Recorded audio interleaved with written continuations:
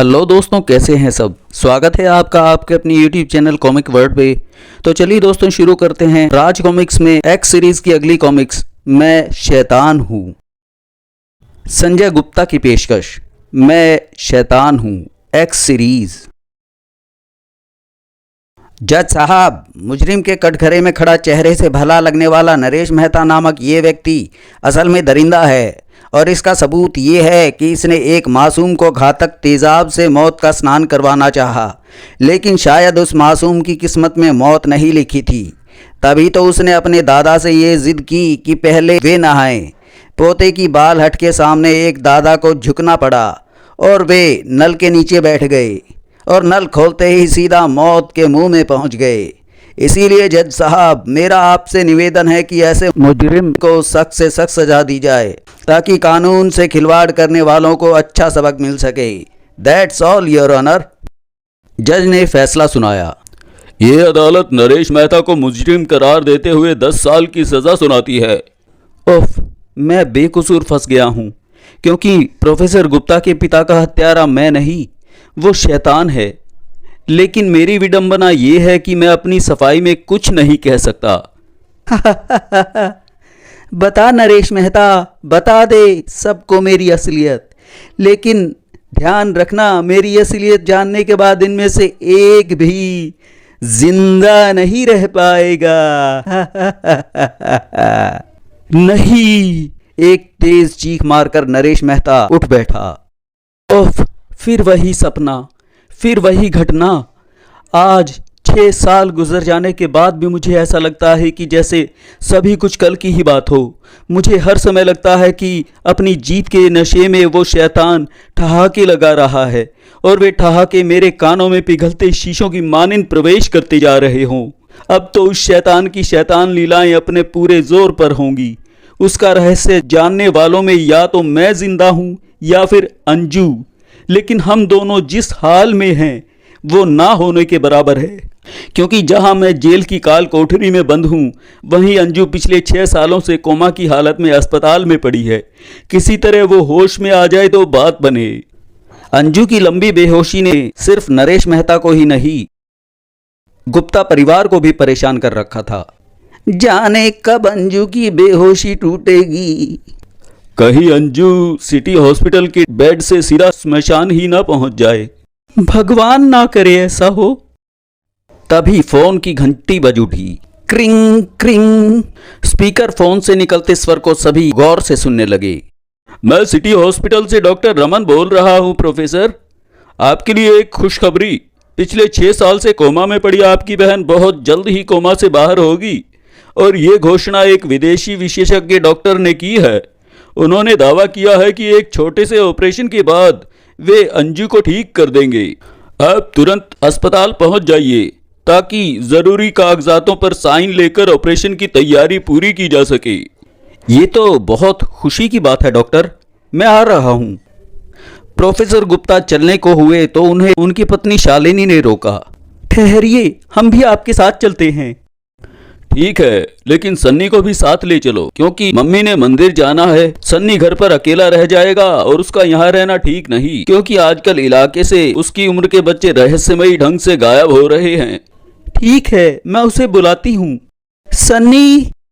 शालिनी की आवाज पर अपने कमरे में रखे फ्रिज के पास खड़ा सन्नी एकदम से चिहुका। सन्नी। लड़के की आंखों में सुर्ख रेखाएं खींचने लगीं। एक झटके से फ्रिज का दरवाजा बंद किया, खटाक। और अरे सन्नी, सुनते नहीं हो क्या? सीढ़ियां उतरकर सन्नी हॉल में पहुंचा। मैंने कितनी आवाजें दी, तुम क्या कर रहे थे अपने कमरे में? कुछ नहीं मम्मी, टीवी देख रहा था। आपने मुझे क्यों बुलाया? हमारे साथ चलो बेटा, आओ। कुछ देर बाद सड़क पर दौड़ती प्रोफेसर गुप्ता की कार जब सेंट्रल जेल के सामने रुकी तो शालिनी चौंकी। आपने यहाँ जेल के सामने कार क्यों रोक दी? मैं आज आखिरी बार जेल में बंद नरेश मेहता से मिलने जाना चाहता हूँ, ताकि मैं उसे बता सकूं कि जिस राज को वो वर्षों से अपने सीने में छिपाए हुए है वो जल्द ही खुलने वाला है। आज नरेश अंकल से मिलने मैं भी आपके साथ चलूंगा पापा। ठीक है, आओ। प्रोफेसर गुप्ता के साथ ही सन्नी कार से बाहर निकला। ये चिप्स का पैकेट किस लिए सन्नी? मैं इसे नरेश अंकल को दूंगा। जेल में।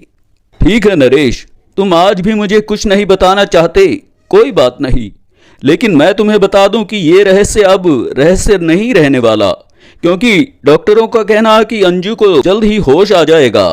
क्यों, तुम्हें ये जानकर खुशी तो हुई होगी?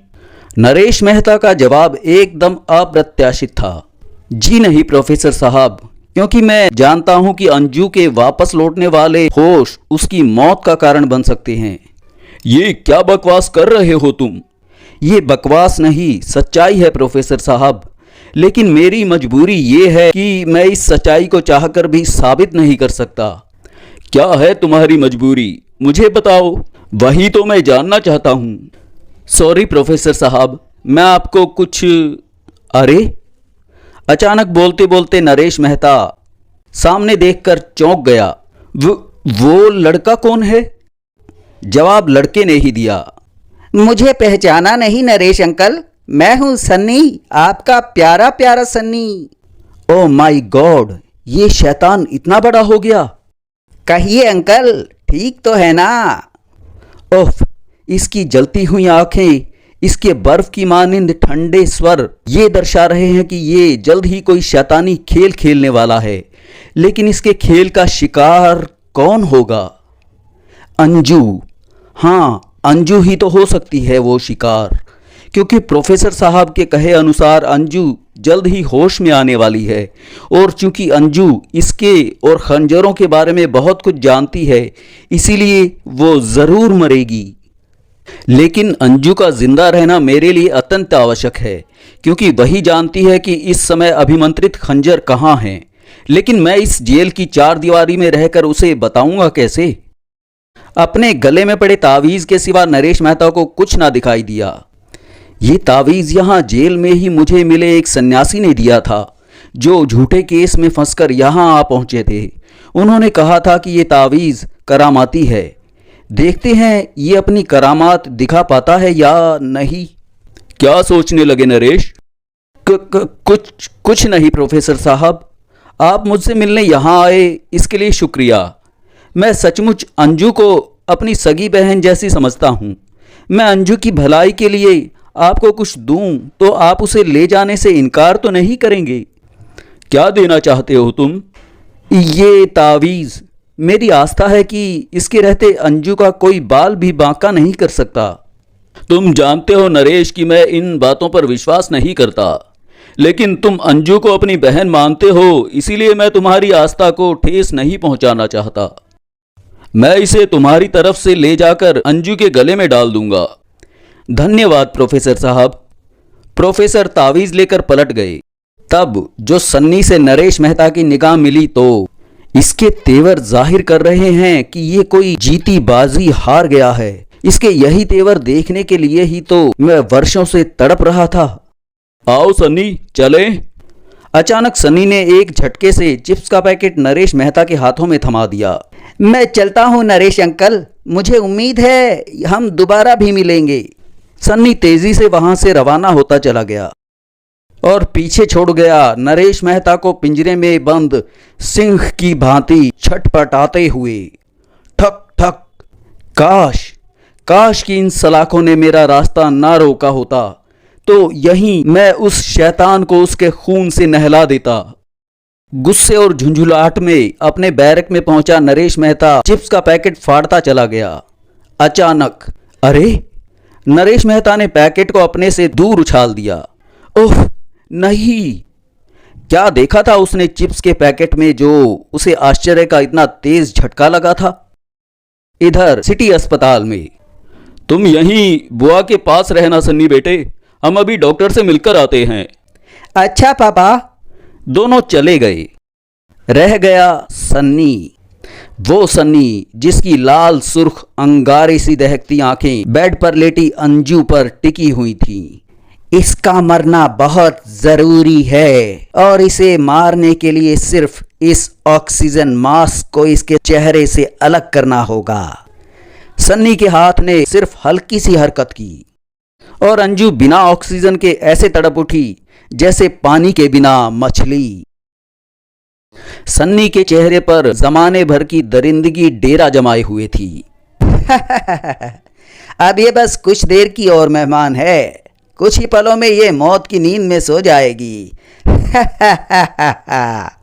सचमुच तड़पती हुई अंजू मौत से ज्यादा दूर नहीं थी और मौत का ये तांडव यहीं ही नहीं, सेंट्रल जेल में भी हो रहा था।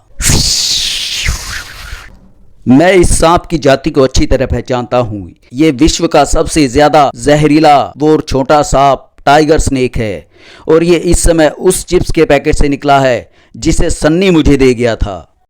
इसका मतलब एक ही हो सकता है, वो शैतान मुझे इस सांप से डसवाकर मरवाना चाहता है। ओह, ये सांप तो हवा में छलांग भी लगाता है। काल का पुतला बनकर टाइगर स्नेक एक बार फिर हवा में लहराया। ओह, इस सांप से कैसे बचूं? टाइगर स्नेक के वार से बचने के लिए नरेश मेहता ने जो इस बार छलांग लगाई तो धड़ाक, ओह, दीवार से टकराकर उसका सिर झनझना उठा और पल भर के लिए वो भूल गया कि इस समय उसके सिर पर जहरीली मौत मंडरा रही है।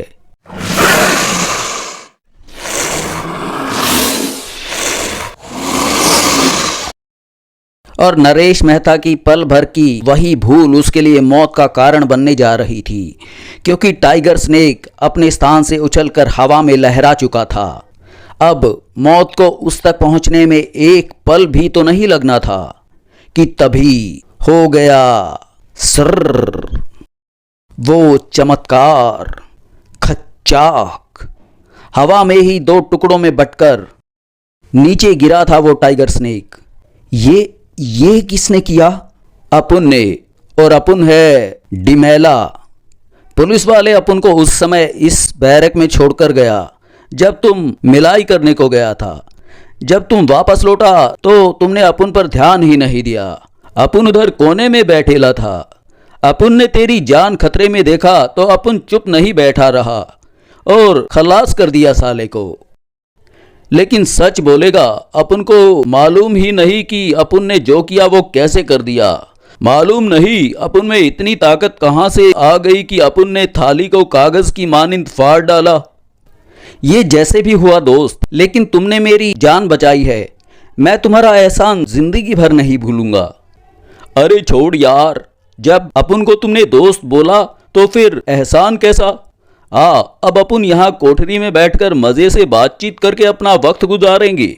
डिमेला की वजह से नरेश मेहता के सिर पर मंडराती मौत का अंत हो चुका था, लेकिन अस्पताल में बेहोश अंजू के सिर पर मौत बदस्तूर नाच रही थी। तड़प तड़प, बस कुछ पल और तड़प। तभी जाने डॉक्टर कहाँ चले गए। ओह, प्रोफेसर और उसकी पत्नी बहुत जल्द ही वापस लौट आए। मुझे यहाँ से हट जाना चाहिए। कमरे में प्रवेश करते ही प्रोफेसर गुप्ता और शालिनी भौचक्के के रह गई। ओह, ये अंजू के चेहरे से ऑक्सीजन मास्क हटा हुआ है। मैं मास्क उसके चेहरे पर लगाता हूं, तुम डॉक्टर को बुलाओ जल्दी। डॉक्टर! शालिनी के पुकार पर डॉक्टर तुरंत ही पहुंचे। शुक्र है आपने सही समय पर इसके मुंह पे मास्क लगाकर इसकी जान बचा ली। अगर एक पल की भी देर हो गई होती तो। अंजू का निरीक्षण करता डॉक्टर अचानक ठिठका। अरे ये क्या है? ये तावीज इसके गले में किसने डाला? मैंने। मुझे सख्त हैरानी है प्रोफेसर कि आप जैसा पढ़ा लिखा इंसान ऐसे ढकोसलों को मानता है। आप शायद जानते नहीं कि इस गंदे और पुराने तावीज़ की वजह से बहुत से कीटाणु इसकी तरफ आकर्षित हो सकते हैं और बीमार अंजू को नुकसान पहुंचा सकते हैं। डॉक्टर ने अंजू के गले में पड़े तावीज़ को तोड़कर फेंक दिया। तभी नर्स की आवाज़ ने सभी का ध्यान अपनी तरफ खींचा। डॉक्टर, इधर देखो, ये क्या कमाल हो गया। ये पेशेंट कोमा से बाहर आ गई है। जिसने देखा वही दंग हुआ। ये कैसे हुआ? 6 साल से ये कोमा में थी, आज एकाएक कैसे? एकाएक नहीं, इस पेशेंट के कोमा से बाहर आने का कारण इसकी थोड़ी देर पहले की स्थिति है। मौत से जिंदगी के लिए लड़ते इसके शरीर ने इसके मस्तिष्क की नसों को इस तरह झटका दिया कि अवचेतन अवस्था में पहुंचा इसका शरीर चेतना अवस्था में लौट आया। ये जैसे भी हुआ डॉक्टर, लेकिन हमारे लिए किसी चमत्कार से कम नहीं है, क्योंकि हम तो अंजू के जीने की आशा ही छोड़ चुके थे। जहां वहां मौजूद प्रत्येक शख्स के चेहरे पर खुशी नाच रही थी, वहां एक शख्स ऐसा भी मौजूद था जिसके चेहरे पे दरिंदगी तांडव कर रही थी, और वो शख्स था सन्नी। सालों बाद होश में आई अंजू की निगाह जैसे ही सन्नी पर पड़ी तो उन अंगारों सी दहकती आंखों को मैं खूब पहचानती हूं। वे सन्नी की आंखें हैं। सामने खड़ा वो लड़का सन्नी है। वो मुझे मार डालेगा, वो मुझे मार डालेगा। भय से कांप उठी अंजू ने वो अप्रत्याशित हरकत कर दी। भैया मुझे बचा लो भैया, सन्नी मुझे मार डालेगा। अंजू, ये क्या हुआ है तुझे? क्या अंट-शंट बक रही है तू? मैं सच कह रही हूं भैया, सन्नी मुझे मार। बस अंजू इससे ज्यादा कुछ ना बोल सकी, क्योंकि ठीक उसी पल छत से लटका भारी पंखा उस पर कहर की तरह टूट पड़ा। धाड़! सभी तेजी से अंजू की तरफ लपके। पंखा उठाओ। अंजू मेरी बहन, तू ठीक तो है ना? अंजू के गले से अटके अटके से स्वर निकले। भैया, 3 खंजर, मगरमच्छ। और फिर अंजू की बोलती सदा के लिए बंद हो गई। अंजू होनी कितनी बलवान है। 6 साल से कोमा में पहुंची बेचारी को होश आया अभी कुछ ही पल नहीं बीते थे कि ऊपर से संयोग से गिरे सीलिंग फैन ने उसे मौत की गोद में पहुंचा दिया। कुछ देर बाद जब शालिनी की आंखों से आंसू सूख गए तो उसके मस्तिष्क में घुमड़ने लगे वे सवाल। कोमा से लौटी अंजू सन्नी को देखकर चीखी क्यों, और उसने सन्नी को पहचाना कैसे?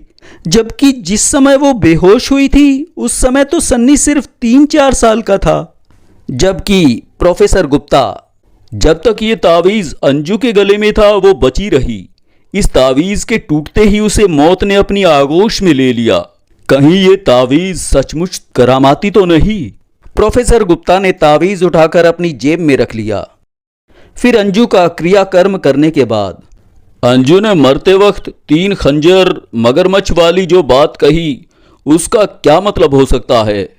जिस समय अंजू कोमा की हालत में पहुंची थी उस समय वो नरेश मेहता के साथ चिड़ियाघर के मगरमच्छ के तालाब में गिरी थी। मुझे चिड़ियाघर जाकर इस रहस्य की खोज करनी होगी। इधर जेल में नरेश मेहता। यार मेहता, तू पुरानी चीजों के बारे में बहुत कुछ जानता है। अपन के पास कुछ पुराना माल पड़ा है। क्या तू अपन को बताएगा कि किस तरह उसका ज्यादा से ज्यादा रोकड़ा अपन के हाथ लग सकता है? क्या सामान है तुम्हारे पास? डिमेला ने सामान के बारे में बताया तो ये सामान तुम्हें कहां से मिला डिमेला? अरे अपन जैसा आदमी ऐसा माल चोरी के सिवा और कहां से लाएगा? कोई रमेश नाम का आदमी था, वो जिसके घर में अपन चोरी करने घुस गया। पट्टे ने उस सामान को अपने मकान के नीचे बने तहखाने में छिपाकर रख रखा था। वो सारा सामान इस समय कहाँ है? अपन के पास ही है। अपन ने उसे बड़ी हिफाजत से शहर से बाहर स्थित वीरान खंडहर के तहखाने में छिपाकर रख दिया है, जिसकी चाबी मैंने अपनी खोली में रख छोड़ी है। लेकिन अपन उसे बेच पाता उससे पहले ही एक सन्यासी ने अपन को पुलिस से पकड़वा दिया। डिमेला की बातों ने नरेश मेहता के शरीर में सनसनी का तूफान सा दौड़ा दिया। डिमेला जिस पुराने सामान की बात कर रहा है वो सारा सामान वही है जिसे रमेश ने म्यूजियम से चुरा लिया था और उसके बल पे रक्त प्यासा बन बैठा। उसी सामान में मौजूद पांडुलिपि में गंटीरा नामक शैतान को मारने की विधि लिखी हुई है, और अब चूंकि उस खोए सामान का मुझे संयोग से पता चल गया है, इसलिए अब मैं उसे समाप्त करने में सफल हो सकता हूँ। विस्तार से जानने के लिए रक्त प्यासा चैनल पर उपलब्ध है। लेकिन इसके लिए जेल से बाहर निकलना ज़रूरी है, और जेल से बाहर मैं निकलूँगा 4 साल बाद, क्योंकि मेरी सज़ा पूरी होने में अभी इतना ही वक्त बाकी है। तभी नरेश मेहता, चलो तुम्हारी रिहाई के आदेश हैं। जेलर साहब ने तुम्हें बुलाया है। एक पल के लिए नरेश मेहता को अपने कानों पर विश्वास ही नहीं हुआ। मेरी रिहाई के आदेश? ये तो कमाल हो गया। इंडिया की जेल में कब क्या कमाल हो जाए ये कोई नहीं जानता दोस्त। जाओ, रिहाई मुबारक हो। अपने घर का पता बता दो, मैं तुम्हारी बीवी बच्चों तक तुम्हारी खबर भी पहुंचा दूंगा। और जब तुम छूटकर बाहर आओगे तो मैं तुमसे मिलने तुम्हारे घर जरूर आऊंगा। वो सारा सामान हासिल करने के लिए इसके घर का पता लगाना होगा। अपन की खोली का पता अक्खा रामनगर जानता है। वहां जाकर किसी से भी पूछ लेना, वो तुम्हें अपन के घर छोड़ आएगा। नरेश मेहता गार्ड के साथ चल दिया। अच्छा दोस्त, good bye, God bless you. Central jail. जल्द ही नरेश मेहता जेल से बाहर खड़ा था। मेरी रिहाई किसी चमत्कार से कम नहीं है। अब मुझे इसका भरपूर फायदा उठाते हुए डिमेला के घर से उस सामान को प्राप्त करने के लिए पहुंचना चाहिए। रामनगर के इलाके में पहुंचकर नरेश मेहता को डिमेला का घर ढूंढने में ज्यादा परेशानी का सामना नहीं करना पड़ा। वो है डिमेला का घर। उसके दरवाजे के सामने खेलती बच्ची शायद उसकी लड़की है। नरेश मेहता लड़की के पास पहुंचा। तुम्हारी मम्मी कहाँ है बेटे? पड़ोस की आंटी के पास गई हैं। लेकिन आप कौन हैं? मैं तुम्हारे पापा का दोस्त हूँ। जरा अपनी मम्मी को बुला लाओ, मुझे उन्हें तुम्हारे पापा के बारे में बताना है। ठीक है, आप अंदर चलकर बैठिए, मैं मम्मी को अभी बुला कर लाती हूँ। बच्ची एक तरफ को दौड़ गई तो नरेश मेहता तेजी से घर में दाखिल हुआ। वो बच्ची जब तक अपनी मम्मी को लेकर वापस लौटे तब तक मुझे उस मकसद में कामयाब होना है जिसके लिए मैं यहाँ आया हूँ। नरेश मेहता ने तेजी से घर के चप्पे चप्पे को छानना शुरू कर दिया, लेकिन मैंने पूरे घर की अच्छी तरह से तलाशी ले ली, लेकिन मुझे वो चाबी कहीं नहीं मिली। तो क्या डिमेला ने मुझसे झूठ बोला था? नहीं, उस स्थिति में डिमेला मुझसे झूठ नहीं बोल सकता था। वो चाबी यहीं कहीं जरूर होगी, लेकिन कहाँ? नरेश मेहता के सवाल का जवाब मानो किसी खुदाई मददगार ने दिया। कोई सामान शेल्फ पे से गिरा। खड़ाक! ओह, इस पत्थर का जमीन में धंसना ये साबित करता है कि यहाँ की जमीन भुरभुरी है, और ऐसा तभी हो सकता है जब यहाँ गड्ढा खोदा गया हो। और घर में गड्ढा कोई तभी खोदता है जब उसे कोई महत्वपूर्ण चीज छुपानी हो, और ऐसी चीज वो चाबी हो सकती है। नरेश मेहता की मेहनत रंग लाई। ये रही चाबी। चाबी हासिल करने के बाद नरेश मेहता वहां एक पल भी नहीं रुका। डिमेला की पत्नी और उसकी बच्ची के आने से पहले ही मुझे यहां से दूर निकल जाना है। जल्द ही नरेश मेहता डिमेला के बताए खंडर के तहखाने से सारा सामान बरामद कर चुका था। ये सामान लेकर अब मुझे प्रोफेसर के घर पहुंचना है, और अब अंजाम चाहे जो भी हो उन्हें सारी बात बता देनी है। नरेश मेहता जब प्रोफेसर गुप्ता के घर पहुंचा तो शालिनी उसे देखते ही बिफर उठी। हत्यारे, तेरी हिम्मत कैसे हुई हमारे घर आने की? चले जाओ यहाँ से। आप मुझे गलत समझ रही हैं भाभी जी, और ये बात मैं जल्द ही साबित कर दूंगा। प्लीज आप मुझे ये बताएं कि प्रोफेसर साहब इस समय कहाँ हैं? वो इस समय किसी जरूरी काम से चिड़ियाघर गए हुए हैं। ठीक है, मैं वहीं जाकर उनसे मिल लूंगा। सन्नी नहीं दिख रहा, कहाँ गया वो? वो अपने दोस्तों के साथ खेलने गया है, लेकिन तुम उससे मिलने की कोशिश मत करना। मैं नहीं चाहती कि तुम्हारा साया भी उस पर पड़े। अब तुम जा सकते हो। धम! उफ, शालिनी भाभी तो मेरी कोई भी बात सुनने को तैयार नहीं है। अब मुझे प्रोफेसर साहब से मिलने चिड़ियाघर जाना होगा। नरेश मेहता वापस लौट पड़ा। उसे जाता देख शालिनी ने राहत की सांस ली। अच्छा हुआ चला गया। अगर अंदर आ जाता तो जान जाता कि मैंने सन्नी के बारे में उससे झूठ बोला था। असल में सन्नी अपने कमरे में ही है, लेकिन मैं उसे सन्नी से मिलने नहीं देना चाहती। ये शुरू से ही सन्नी के पीछे पड़ा हुआ है। ये बात सन्नी को भी बता देती हूँ ताकि वो सावधान रहे। सीढ़ियां चढ़कर शालिनी सन्नी के कमरे में पहुंची। कमरा तो खाली है, सन्नी कहाँ गया? आगे देखती हूँ। जल्दी ही उसे सन्नी नजर आया। वो रहा अपने फ्रिज के पास, लगता है कुछ खा रहा है। और शालिनी ने जो दृश्य देखा उसे देखकर शालिनी के कंठ से एक दहशत भरी चीख उबल पड़ी। वो नन्हा शैतान फ्रिज में बच्चों के मानवीय अंग भरे हुए था और उन्हें चबर चबर करके खा रहा था। खून से लथपथ चेहरा लिए एक झटके से पीछे पलटा लड़का। नहीं नहीं, ये मेरा सन्नी नहीं है, ये तो शैतान है। शैतान! हाँ, शैतान ही हूं मैं, लेकिन मेरा ये राज जानने के बाद अब तू जिंदा नहीं रह सकती। पल भर में ही सन्नी शालिनी की पीठ पे सवार था। सन्नी छोड़ दे मुझे, मैं तेरी माँ हूँ सन्नी। बेवकूफ औरत, मैं सन्नी नहीं शैतान हूँ, शैतान। खच्चाक। और उस शैतान रूपी सन्नी ने अपनी माँ का सर एक झटके से खींच के धड़ से अलग कर दिया। खून का फव्वारा गर्दन से छूट पड़ा। मैं हूं शैतान। अचानक सन्नी के ठहाकों पर हावी होती चली गई उस गिद्ध की कर्कश आवाज।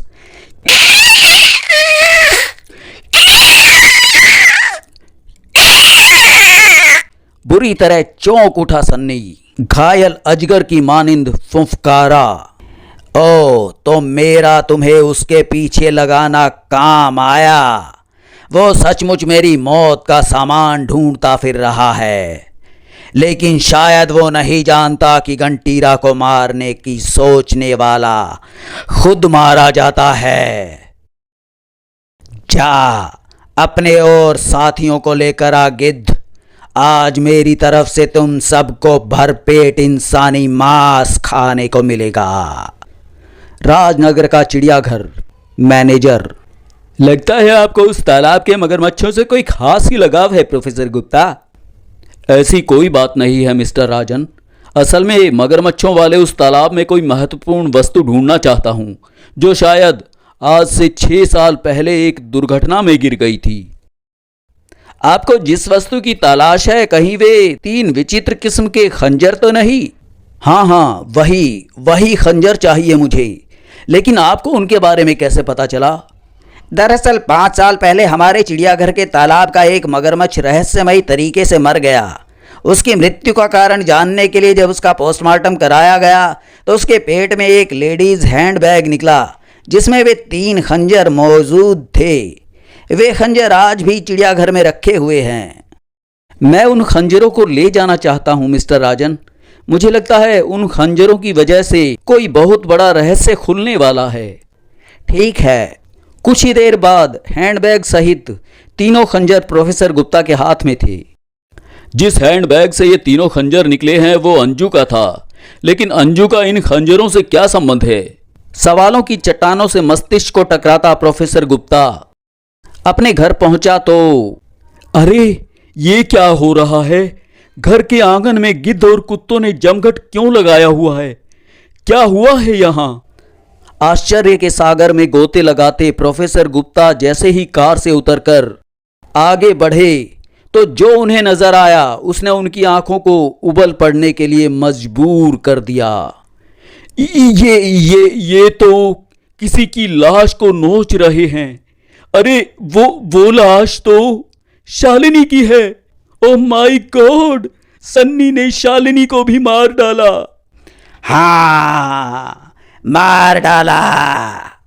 मैंने इसे मार डाला और मैं छोड़ूंगा तुम्हें भी नहीं, क्योंकि तुम ना केवल मेरा रहस्य जान गए हो बल्कि मुझे मारने के लिए अभिमंत्रित खंजर भी लाए हो। ओह, आखिर तुमने अपना शैतानी रूप दिखा ही दिया। मेरा ये शैतानी रूप देखकर तुम अब जिंदा नहीं रहोगे प्रोफेसर गुप्ता। भड़ाक ठाक। सन्नी के पांव की हल्की सी ठोकर से उछला वो गमला ठीक प्रोफेसर गुप्ता की खोपड़ी से जा टकराया। अपने को संभालते प्रोफेसर गुप्ता की तरफ खूंखार ढंग से बढ़ा सन्नी। तुम्हारी पत्नी की तरह अब तुम्हारा शरीर भी मेरे साथियों की भूख मिटाएगा। अरे ये क्या हुआ? ये अचानक मेरे पास पहुंचने से पहले ही ठिठक कर चीखने क्यों लगा? सन्नी के झटके से पीछे हटने के साथ ही प्रोफेसर गुप्ता को तुरंत ही अपने सवाल का जवाब मिल गया। मेरी जेब में वो तावीज पड़ा है जो नरेश मेहता ने मुझे अंजू के गले में डालने के लिए दिया था। उसी के प्रताप से ये मेरे पास नहीं फटक पाया, और उसकी ये बात ये साबित करती है कि वो तावीज उसकी बहुत बड़ी कमजोरी और मेरी बहुत बड़ी ताकत है। प्रोफेसर गुप्ता ने फुर्ती से तावीज को अपनी जेब से निकालकर अपने सामने लहराया तो सन्नी चीखता हुआ कई कदम पीछे हटा। आह! उसी मौके का फायदा उठाते हुए प्रोफेसर गुप्ता ने पास ही पड़े खंजर उठा लिए और अब अपने हाथों से ये तीनों खंजर मैं तेरे सीने में घोंप कर तेरा अंत कर दूंगा शैतान। आई! इस तावीज को पीछे हटाओ इसे, वरना मैं जल जाऊंगा। सन्नी की इस चीख ने किसी का ध्यान अपनी तरफ खींच लिया। दूसरे ही क्षण उस गिद्ध ने झपट्टा मार कर तावीज अपने मुंह में लिया और उड़ गया। शाबाश गिद्ध! इसी के साथ पलट गई वो बाजी। भड़ाक! ओह! पागल सांड सा सन्नी प्रोफेसर गुप्ता से जा टकराया। अब स्थिति बदल चुकी थी। अब तुम्हारे पास तावीज शक्ति नहीं है। अब मेरे हाथों मरने से तुम्हें कौन बचाएगा? मैं। प्रोफेसर साहब को मैं बचाऊंगा शैतान, इस अभिमंत्रित फरसे से तेरे टुकड़े टुकड़े करके। नरेश मेहता! नरेश मेहता, तुम तो जेल में थे, फिर यहाँ कैसे? ये एक लंबी कहानी है प्रोफेसर, बाद में बताऊंगा, क्योंकि वो सब बताने से ज्यादा जरूरी है इस शैतान को खत्म करना। यही शैतान मेरी मजबूरी थी प्रोफेसर साहब। मैंने वर्षों से इसका राज इसीलिए छिपाए रखा क्योंकि जिसको भी इस शैतान के बारे में पता चलता उसे ये खत्म कर दिया करता था। तुम सबकी जान बची रहे इसीलिए मैं हर जुल्म को सहकर भी चुप रहा, लेकिन आज ये शैतान हमेशा के लिए चुप हो जाएगा, क्योंकि आपके हाथ में थमे अभिमंत्रित खंजरों और मेरे हाथ में थमे फरसे से ये हरगिज नहीं बच पाएगा। क्रोध से भभकते नरेश मेहता की निगाह जब सन्नी पर पड़ी तो मानो उसे तेज करंट लगा। मौत इसके सिर पे नाच रही है और वो अभी भी मुस्कुरा रहा है। इसके मुस्कुराने में जरूर कोई राज है। मुझे सावधान रहना होगा। नरेश मेहता के सावधान होने से पहले ही सन्नी के मुस्कुराने का राज सामने आया। ओह!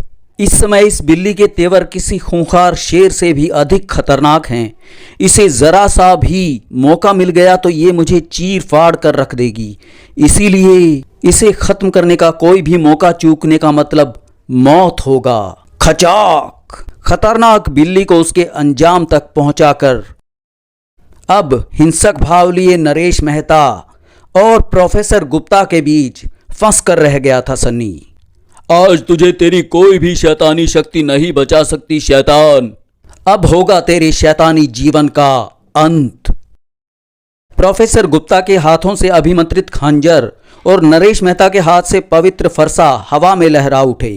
दूसरे ही क्षण एक चीख वातावरण में दूर तक गूंजी और खच्चाक! आह! खच्चाक की आवाज के साथ धड़ से अलग हुई गर्दन दूर तक लुढ़कती चली गई क्रमशः। तो दोस्तों, ये थी राज कॉमिक्स की एक्स सीरीज की पेशकश मैं हूं शैतान। आपको ये कॉमिक्स कैसी लगी कृपया कमेंट सेक्शन में ज़रूर बताइए। तो दोस्तों, मैं शैतान हूं के बाद एक्स सीरीज की अगली कॉमिक्स है मर गया शैतान। जल्द ही मर गया शैतान लेकर मैं आप लोगों के सामने फिर हाजिर होऊंगा। तब तक के लिए धन्यवाद।